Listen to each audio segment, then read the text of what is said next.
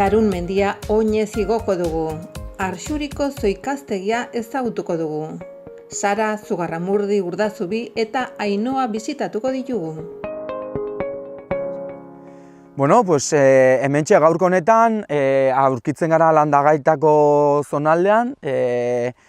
Pues gaurko honetan egin behar dugun mendia Larun mendia delako, Aurre Pirineotako lehendabiziko mendia, ez da jetzen 1000 metrotara, 905 metro ditu, bueno, hemen azken finean zonaldeko eta gehien bat bera iparraldean Askain eta Sara inguruko pues, mendi garaiena delako, pues, aukera ona iduritu zaigu gaurko honetan zuei denekeri irausteko. Erran barra da, hau ez dela GR-a, ez dela hemendikan pasatzen, bino bueno, ez dare aukera txarra mendi hau izautzeko eta egiteko, ez?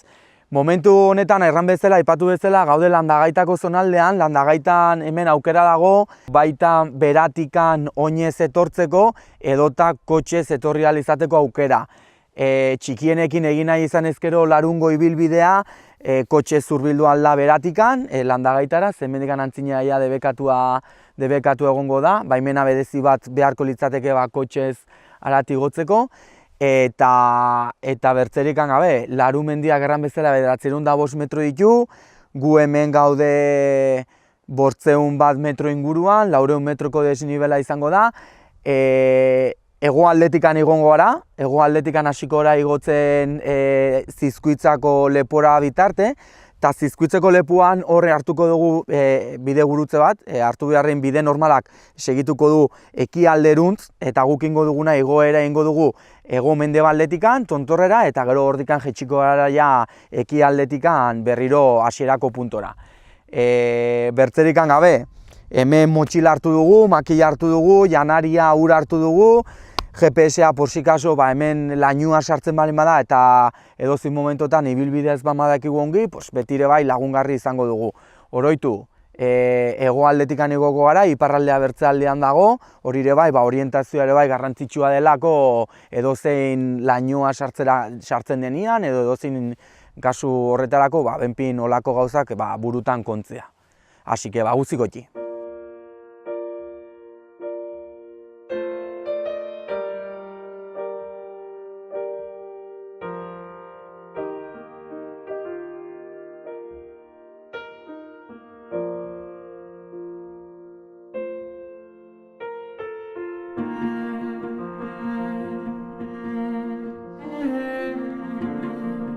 Gelditu naiz puntu honetan, nahi nintzuelako irautsi, hemen neratzen ikuste duzuenean, bezala, kartela, Larun arat gotxira markatzen digu, Lizuniaga ere bai, bertze sarbide bat izango litzatek ere bai, Larun mendia egin nahi balin badugu, eta hori lehen errana bezala berara, ez, bajatzeko.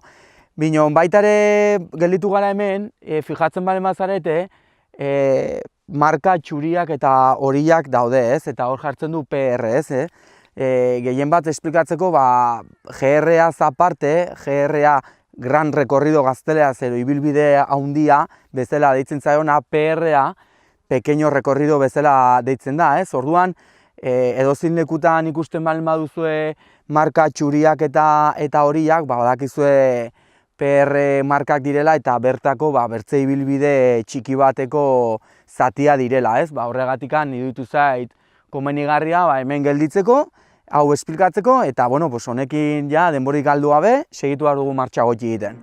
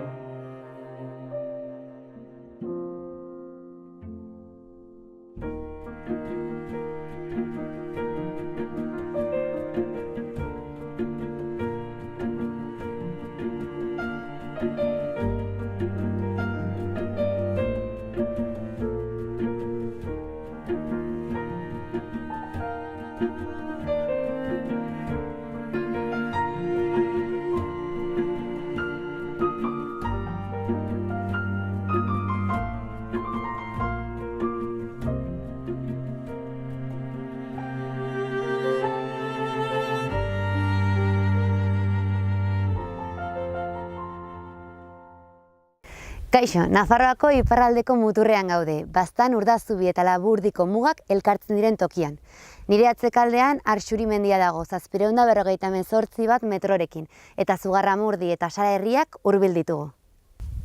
Hemen Arxuriko zoikaztegia dugu. Oso eremu garrantzitsua biodibertsitate, geologia eta historiaren aldetik. Ikus dezagun.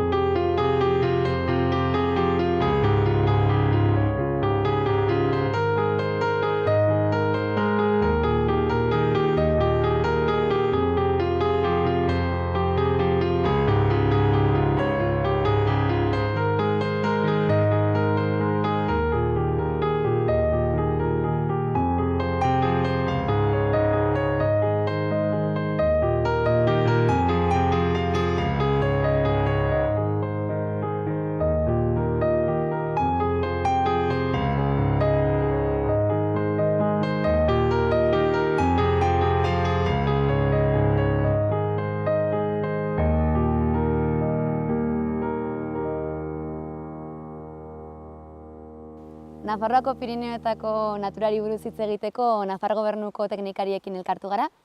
Oso leku bereziak ditugu Nafarroan, zoikaztegiak deitutakoak, baina nola sortzen dira zoikaztegiak? Asko uste dut. Ez da bate erraixa azaltzean nola, zoikaztegiak dira, ez egun mota berezi batzuk dira, zoikaztegiak sortzeko baldintza berezi batzuk bete behar dira. Baita ere esan, zoikaztegi mota desberdina dela, baina inguruan, gure inguruan edo arruntenak dienak edo, behar dituzten baldintzak dira ura egon behar da, leku zingiratsu, lokatsu bat izan behar da, temperatura baxuak, hotzak, ur azidoa, inguruko geologiak edo ur azidoak sortu behar ditu. Baldintza horietan, gertatzen dena da, bertako landaredia eta ingurutik iristen dena ere ez dela deskonposatzen, orduan bertan metatu egiten da. Metatzen den zoikatza horretan esan dugu lehen, ez? Bertako landaredia eta ingurutik iristen dena ez da erabat deskonposatzen eta metatu egiten da.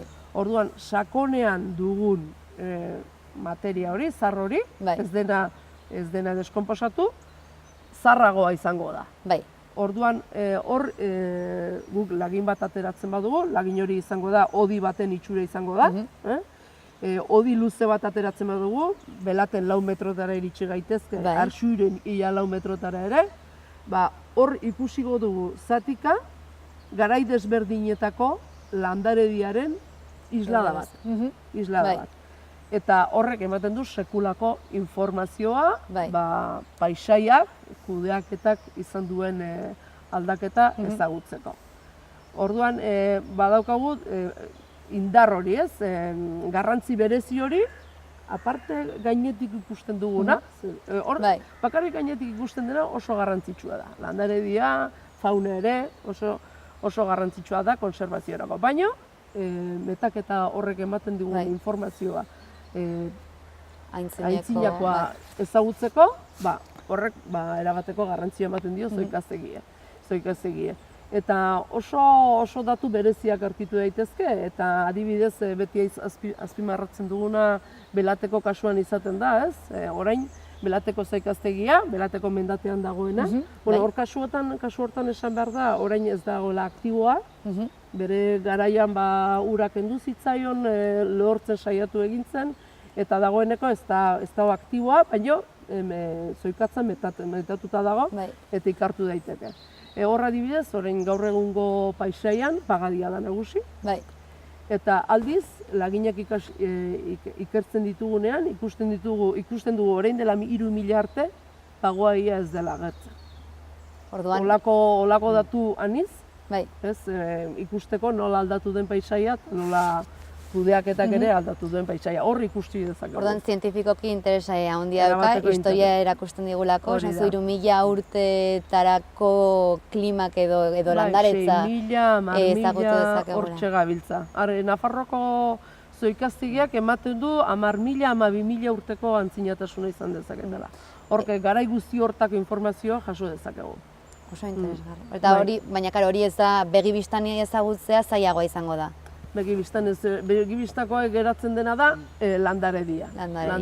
Baina landareri hori ere aldi berean izango da, prozesua jarraituz gero, mendik urte batzutara noski, jarraitu dezake bai, edo, orain ez dira baldintzak oso egokiak zoikaztegi berriak sortzeko.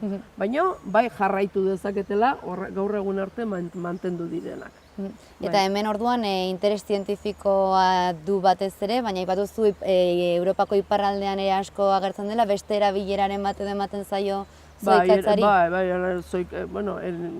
Beitu, bada bi egoera daude, ez? Adibidez Europa baian. Europako iparraldean zoikaztegiak zabalera handia dute, baina asko kudeatu dira, zoikatza asko ateratzen da, orduan, portzentai altu batean galdu dira, orain ez daukat buruan datua, baina azalera handia galdu egin da ere, horregatik garrantzizko habitatak dira beraientzako ere.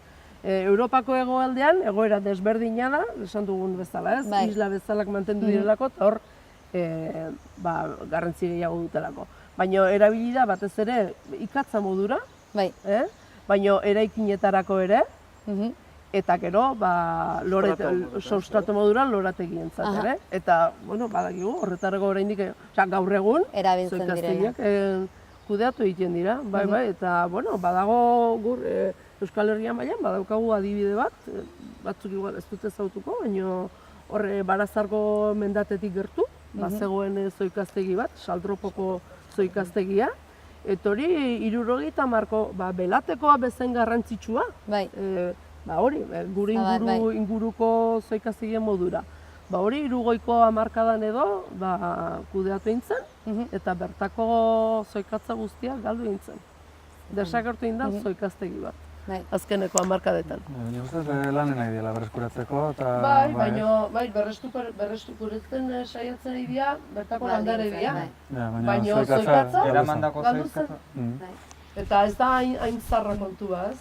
Hori aukerretuan nago, 80 hamarkada hartaraino ibili ziren esplotatzen edo.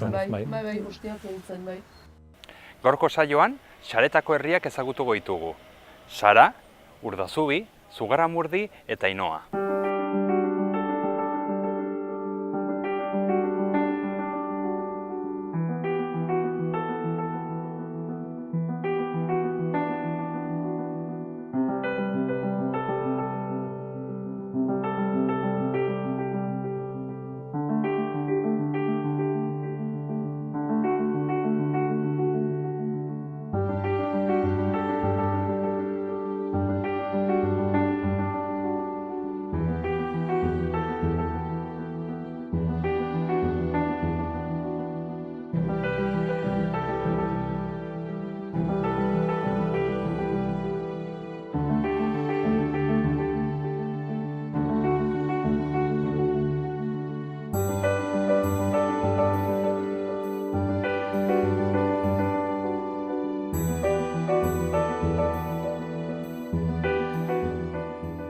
Oraintxe bertan, Sarako herrian gaude, berez, nire atzekaldean daukagu Larun mendia, eta herri hau ezaguna da bere etxeengatik eta bere karrika ederrengatik.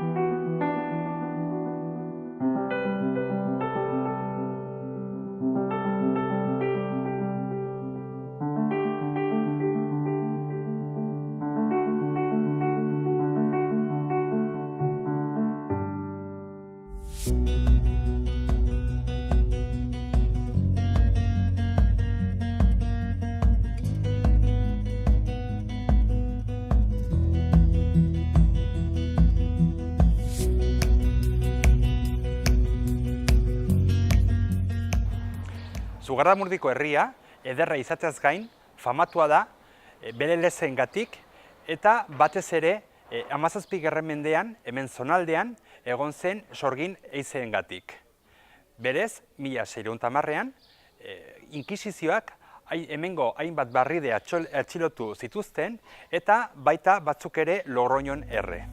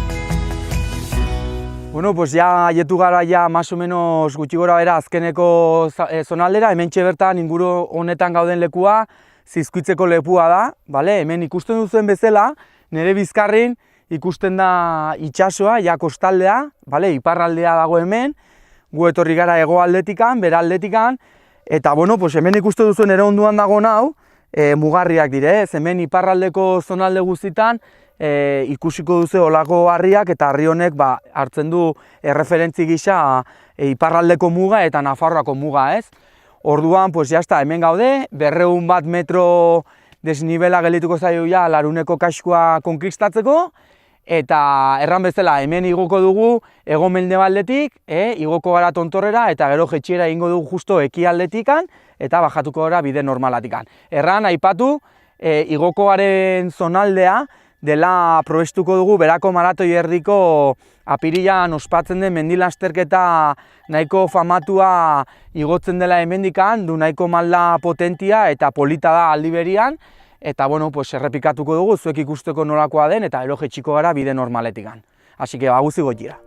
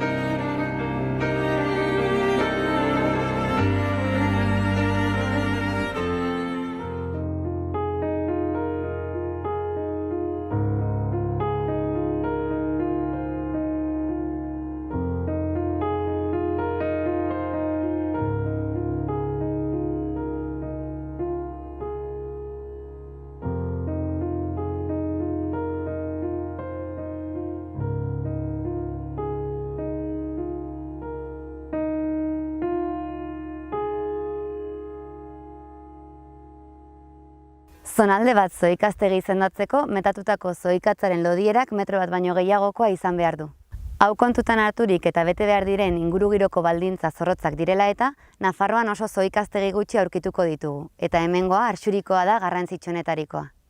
Zoikaztegi aktibo batetan zoikatzaren lodiera milimetro bat inguru hazten da urtean, eta honi esker hemen dugu 5.000 urtetako klima, landare eta paisaiak ezagutzeko informazio iturri paregabea.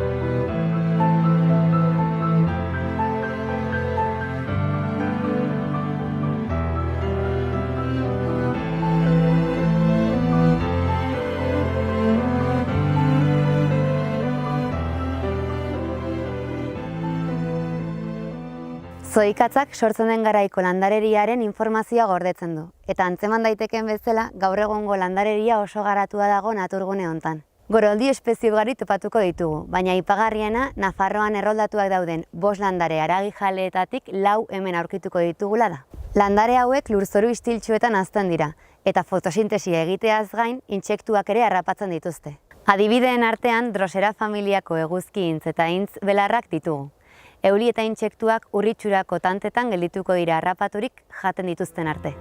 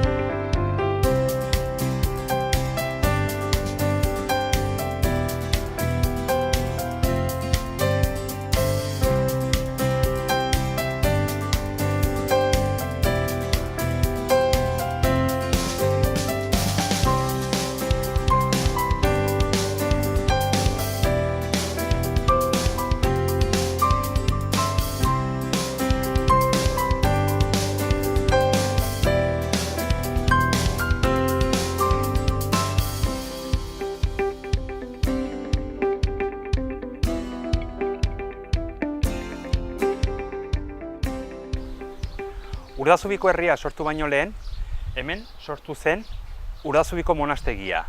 Berez, hemen zonaldeko herri guztiak monastegiaren menpean ziren. Ja, 18. mendean, Zugarramurdiko herria adibidez bereiztu zen, baita Urdazubiko herria ere, eta ja 19. mendean monastegia desagertu zen.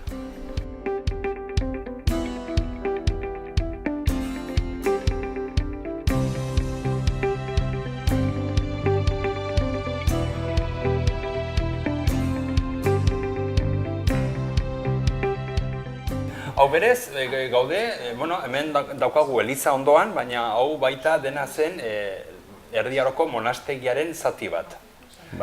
Gaur egun erabat berritua dagoena, baina hemen ere aukera dago monastegia tamalez ia dena desagertu zen, ezta? Errezu dituzten hainbat aldiz, eta hemengo eraikinak, hemengo etxeak, monastegia baita ere, baina oraindik ere bai dago, hemen daukagu oraindik monastegiaren zati batzuk, ezta? Bai, hala da. Azken finean, herriko plazara hurbiltzen bagara ikusiko dugu monastegiaren parte bazen guztia. Gaur egun etxe bizitza partikularrak dira, eta hola. Eta azken finean bai konserbatzen dela eliza, eta klaustroa dena, eta hori guztia. Baina gero baita ere, adibidez, naiz eta monastegia eraikin bezala, erren bezala errezuten, eta oraindik ere badaude adibidez errota, naski baita burdinola bat, hau da. Errota bai dagoela oraindik martxan, eta badago posibilitatea bisitatzeko eta guzti, jartzen da martxan, ikusten nola egiten den irina eta guzti, burdinola aldiz ezin da bisitatu. Badago bai errepide bat burdinola zegoen eraikuntza ikusteko, baina burdinola berez ez dago martxan, ezin daiteke bisitatu. Gaur egun, gainera, hemen Urdazubin, abuztuan, ospatzen da baita burdinaren eguna. Bai, honen omenez, lehen, azken finean, zuk ongi esan bezala, burdinolak zeuden eta guzti, eta horren omenez egiten dena da burdinaren eguna ospatu. Eta ikusteko batez ere egiten da merkatu artesanal bat, eta hola, baina ikusgarriena da nola ekartzen dute burdina azken finean. Ekartzen dute burdin mineral handi bat, behien bidez, eta badago ikuste egun hortan.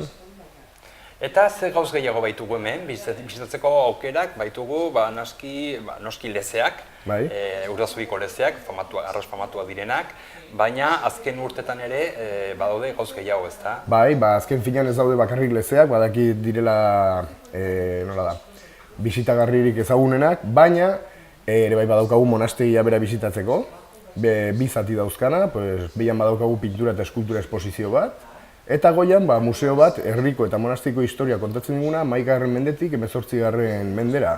Honen ondoren badaukagu ere bai, lehen esan bezala, errota bisitatzeko. Dira bisita gidatuak, non ikusten den nola jartzen den martxan errota eta guzti. Eta gauza berri bat badagona herrian, bi hauek jada aspalditik existitzen zirela, baina ez ziren oso ezagunak, baina berria dagona da animali parke bat dagoela. Hemen egiten dutena da batez ere da hegaztiekin, nola da, hegaldi espektakuluak eta bar. Eta ere ikustitzakegu hainbat animali mota. Gainera, Urdazubiko herriak eta bere inguruak eta ikaragarri ederrak dira. Baita, aipatu dugu, monastegia, burdinarekin zaukan harremana, merkataritza noskiz, eta gaur egun oraindik hemen, dago dantxineko bentaketa hemen daude. Eta ze turista motak etortzen dira, Urdazubira? Badaukagu denetarik, batez ere, erdizka gabiltza, frantses asko etortzen dira, baita espainolak ere. Espainolen artean esan genezake, batez ere Mediterraneoko kostaldetik datoztela, valentziarrak eta kataluniarrak. Eta gero ere bai egia da frantses asko etortzen dira, batez ere zuk esan bezala dantxarinea erosketak egitera, eta baita ere restauranteetara bazkaltzera. Bai ez, orduan erran dezakegu turismoak gaur egun garrantzia handia daukala hemen Urdazubin. Bai noski, bai oso garrantzitsua da, ekonomia gehiena turismoarekin mugitzen da. Berez, ez dago langabezirik. Ez dago, ez dago. Mi esker, Xabi. Zuri. Mi esker. Zuri. Azkenin haietu gara, Larun tontorrera, GPS-ak ematen digu 905 metroko altitudean gaude. Landagaitatik hona haietu gara bat kilometro, ez da ietzen 5 kilometrotara. Eta, bueno, erran bezala, hego-mendebaldetikan igo gara, malda hau ikusi duzuen bezala. Eta, bueno, hemen dugun bista paregabeak iparraldea, Hondarbi, iparraldeak erran bezala. Hemen nire ezkerretara Askaindikan igotzen den trena dugu. Eta bueno, hor nire parean bera herria, eta, bueno, ja aurre Pirinotako mendi guztiak. Eta gelditzen zaiguna, erran bezala, guain bajatuko gana ja ekialdetikan, ja bide normalatikan ja beraruntz. Eta deus ere gehiago, ikusten duzuenez, izugarrizko eguraldi ona ginun, ez da euririkan ari, binon betire bai, motxilan beti kontu barra dugu arropa portzikasoz, egoitu gara honat, eta haize hotza dago, hemen gaina haizeak iparraldetikan jotzen du nahiko maiz, eta jakin eta kontutan hartu, honat etortzen garen aldiro, ez dela gaizki etorriko xira bat edo erran bezala goretez bat haizeatikan pixko bat babesteko. Así que pixko edan, pixko jan, eta hartu eta bajatuko gara berriro betira, ja berriro betiruntz, landagaitara.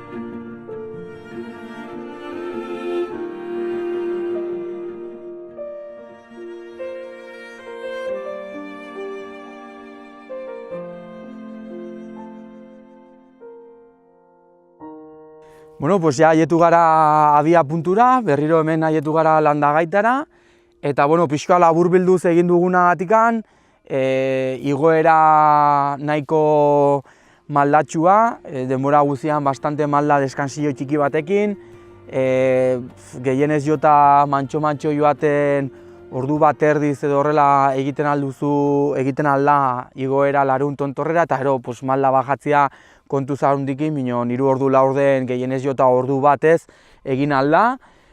Aipatzeko, Zizkuitzeko lepoan ikusi duzuen bezala, hor alternatiba izaten alda guk hartu dugun bezala Armasatetik goitira joatia, hor ere bai zailtasuna handitzen da, gogortzen da, eta gero hartu alduzu, bajatu dugun lekutikan, bide normalatikan, horre pixkot erresago eta ez da hainen gogorra, ez malda hori. Eta bertzerik gabe gaurkoa Larumendia egin dugu, ikusi dugu beltze alternatiba bat, GR Mekan onduan dagoen beltze alternatiba bat, azkenean bakarka, familiakin, lagunakin edo zinekin egiteko eta hitz gomendagarria. Así que ja, urrengo eta parte ikusiko dugu elkar.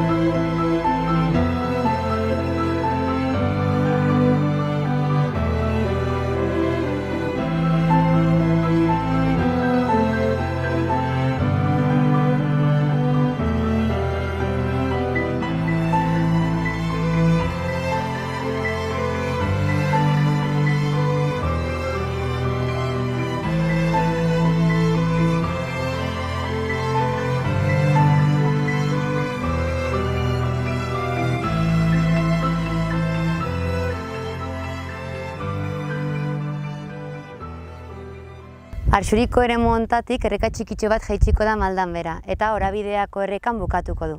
Orabideako errekan eta Arxuriko Zoo ikastegian daukagun aniztasun naturalaz baliatuz, babesgune bakar bat osatu zen. 181 hektariako azalera izanik, Natura 2000 sarean kontserbazio berezirako eremu gisa izendatu zen. Inguru hontan ditugun paisai polita hauetaz disfrutatzen gelditzen gara gu. Hurrengora arte.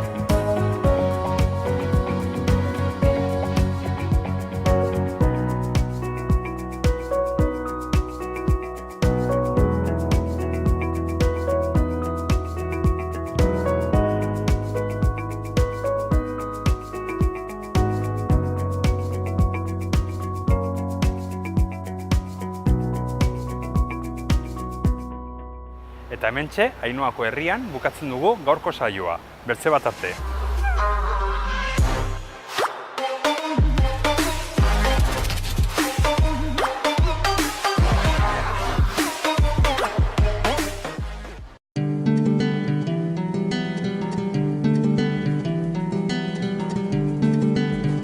Saio hau Nafarroako Gobernuak diruz lagundu du.